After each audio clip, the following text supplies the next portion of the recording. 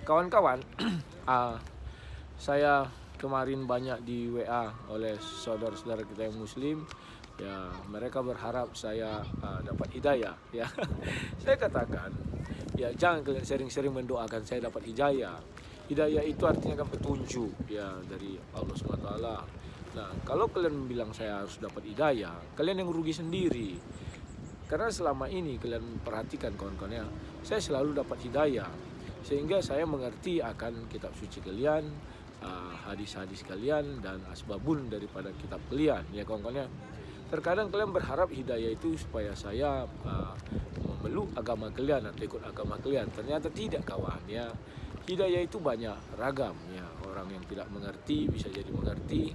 Orang yang ya katakanlah yang masih tidak paham apa-apa jadi paham apa-apa. Tunggu kawan-kawan ya, suaranya biar bagus. Nah, kawan-kawan, di belakang saya sudah ada speedboat. Nah, itu namanya speedboat ya. Speedboat ini alat transportasi ya kawan-kawan, untuk mengantar orang kemanapun perginya. Demikian juga nanti satu hari saya akan menjadi alat transportasi bagi banyak orang untuk bepergian kemanapun dalam hal rohani kawan ya. Kenapa? Karena saya bukan seorang pendeta kawan, tetapi saya hanya seorang pendebat. Pendebat itu kelebihannya adalah dia memiliki hak untuk mendebat siapa saja. Tidak peduli mau Kristen, mau Muslim, mau apa, Hindu, Buddha, selagi diajak berdebat dan dia punya pengetahuan, ya lakukan. Kenapa tidak kawan? Nah, kawan-kawan, dari tepi danau atau bayang dingin ini, karena ini masih pagi, saya mau mengajarkan kalian satu hal ya. Apa yang dinubuatkan di dalam Alkitab Bible itu sangatlah mulia kawan ya.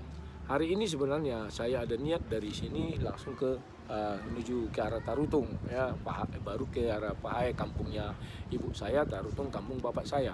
Saya masih ingat di sana ada namanya si Tonggi-Tonggi. Ya. Tahun 1991 saya pernah ke sana kawan. Di situ ada sebuah batu besar 3 meter. Ya. Dan di situ memang banyak batu kawan. Satu hari saya pernah ke sana.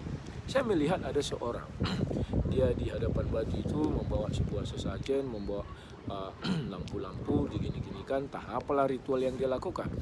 Kemudian dia sujud menyembah dengan caranya, bukan, saya nggak bicara agama tertentu karena saya lihat itu agama dia ya, bukan agama yang sekarang masyhur di dunia yang sering kita dengar ya.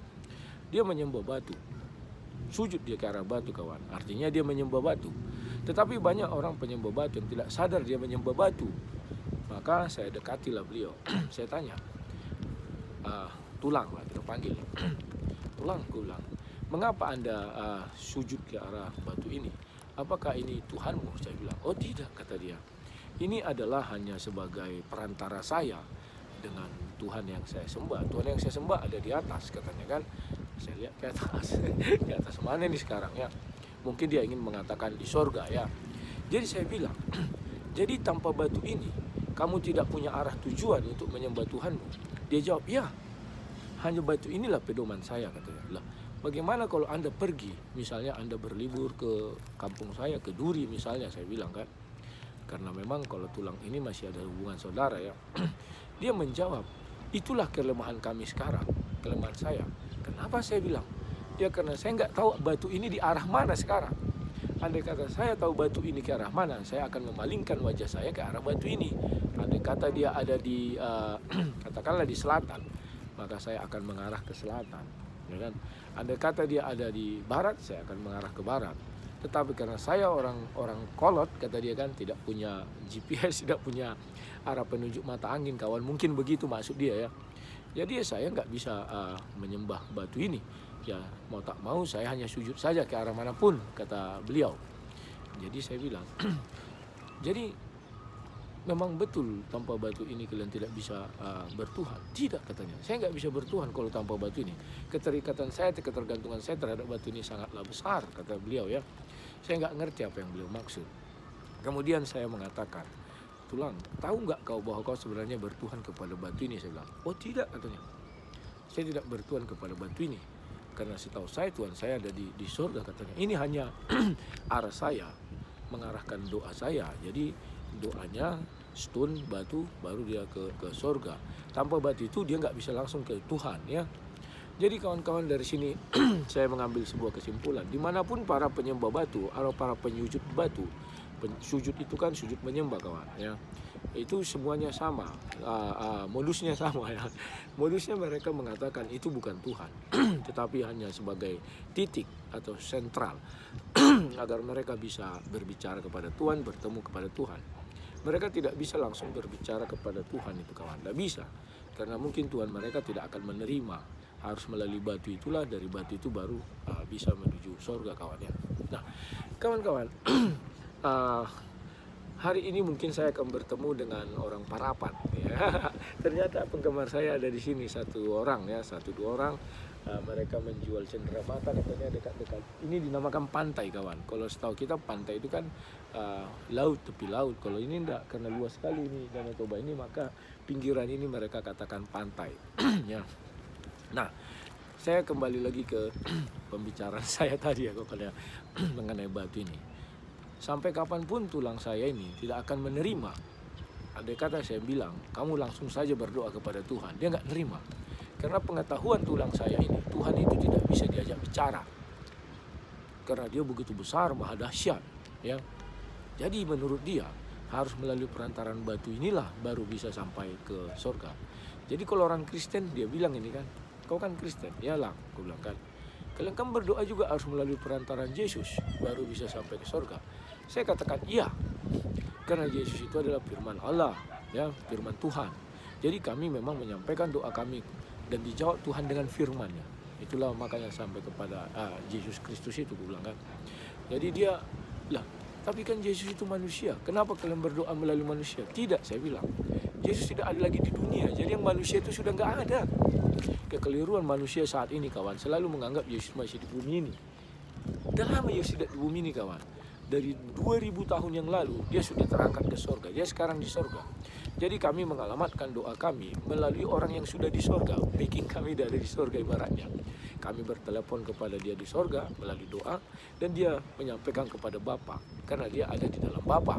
Itu bedanya, kami langsung berdoa ke atas, tidak ada lagi melalui batu, batu menyampaikan ke atas.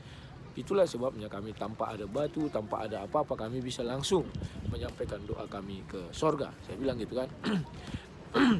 Jadi disinilah kawan perbedaan-perbedaannya ya kawan-kawannya, bahwa berbahagialah orang Kristen bahwa mereka berdoa itu langsung kepada Bapa di surga ya kawan-kawan. Terkadang kita kasihan melihat para penyembah batu. Mereka cerdas-cerdas ya, tanpa sadar mereka merelakan diri menjadi bodoh. Saya nggak tahu apa yang mereka relakan. Kenapa mereka merelakan diri menjadi bodoh? Sampai saat ini saya nggak tahu kawan. Ya, apa yang membuat mereka harus menjadi bodoh? Itu yang pertanyaan saya.